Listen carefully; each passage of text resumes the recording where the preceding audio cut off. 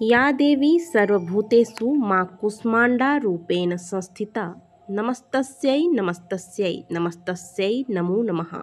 दोस्तों, आप सभी को नवरात्रि के चौथे दिन की बहुत सारी शुभकामनाएं।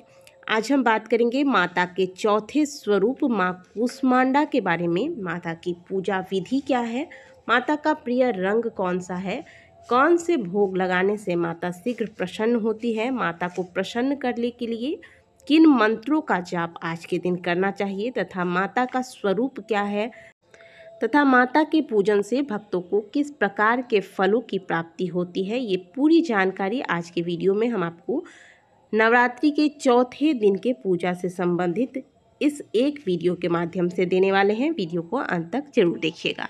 शारदीय नवरात्रि के चौथे दिन 6 अक्टूबर दिन रविवार को सूर्योदय का समय 6:24 पर होगा और सूर्यास्त का समय शाम 6:05 पर होगा। ब्रह्म मुहूर्त का समय होगा सुबह 4:45 से लेकर सुबह 5:36 तक। अमृत काल का समय होगा दोपहर 2:25 से लेकर शाम 4:11 पर और अभिजीत मुहूर्त होगा सुबह 11:51 से दोपहर 12:38 तक। इस दिन राहु काल का समय होगा शाम 4:30 से लेकर शाम 6 बजे तक। नवरात्रि के चौथे दिन पूजा का जो शुभ मुहूर्त होगा वह होगा सुबह 5:30 से लेकर सुबह 6:17 तक और शाम के पूजा का जो शुभ मुहूर्त होगा वह होगा शाम 6:01 से लेकर शाम 7:15 तक। दोस्तों, माँ दुर्गा के चौथी शक्ति को हम सभी माँ कूष्मांडा के नाम से जानते हैं। माँ कूष्मांडा 8 भुजाओं वाली दिव्य शक्ति धारण माँ परमेश्वरी का रूप है। मान्यता है कि माँ कूष्मांडा की पूजा करने से भक्तों के सभी अभिष्ट कार्य पूर्ण होते हैं। जिन कार्य में बाधा आती है वे सभी कार्य बिना किसी रुकावट के संपन्न हो जाते हैं। माँ कूष्मांडा की पूजा करने से भक्तों को सुख और सौभाग्य की प्राप्ति होती है। देवी पुराण में बताया गया है कि पढ़ने वाले छात्रों को माँ कूष्मांडा की पूजा नवरात्रि में जरूर करनी चाहिए। माँ दुर्गा उनकी बुद्धि का विकास करने में सहायक होती है। देवी कूष्मांडा की महिमा के बारे में देवी भागवत पुराण में विस्तार से बताया गया है कि माँ दुर्गा के चौथे रूप ने अपनी मंद मुस्कान से ब्रह्मांड की उत्पत्ति की थी, इसलिए माँ का नाम कूष्मांडा देवी पड़ा।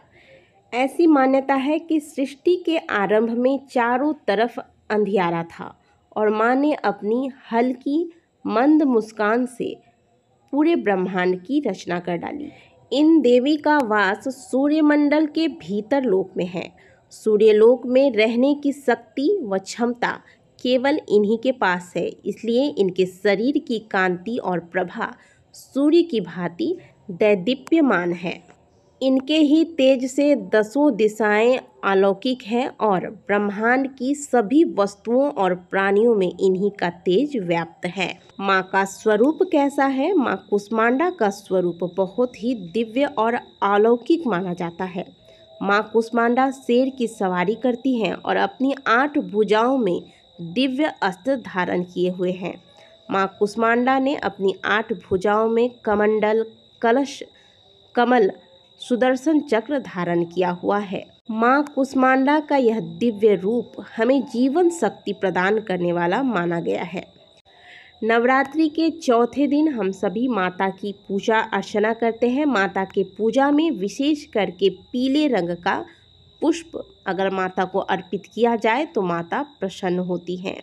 माँ का प्रिय रंग पीला है, तो यदि आप माता को कोई वस्त्र अर्पित करना चाहते हैं तो पीले रंग का वस्त्र अर्पित करें।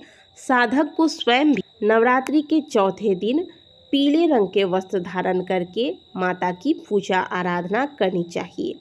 इसके साथ ही माता को आज के दिन पीले रंग का केसर वाला पेठा चढ़ाना चाहिए, उसी का भोग लगाना चाहिए। साथ ही आज के दिन माता को मालपुए का विशेष भोग लगाया जाता है और बतासे भी चढ़ाए जाते हैं।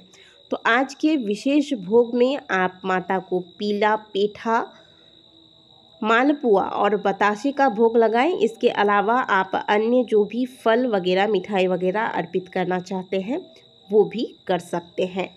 माता को प्रसन्न करने के लिए आज के दिन कौन से मंत्र का जाप करें? तो माँ कुष्मांडा का जो बीज मंत्र है वो है कुष्मांडः ऐं ह्रीं देव्यै नमः।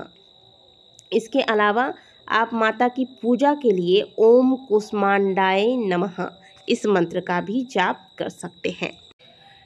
माता की पूजा विधि क्या है? तो नवरात्रि के चौथे दिन सुबह जल्दी उठकर स्नान करें, पीले रंग के वस्त्र धारण करें। फिर प्रतिदिन आप जिस स्थान पर माता की पूजा करते हैं, माता के जिस स्वरूप में भी चाहे आपने स्थापना किया हो, उसी में आप माता कुष्मांडा का ध्यान करके माता के बताए गए मंत्रों से माता की पूजा करें। विधि पूर्वक माता को स्नान कराएं।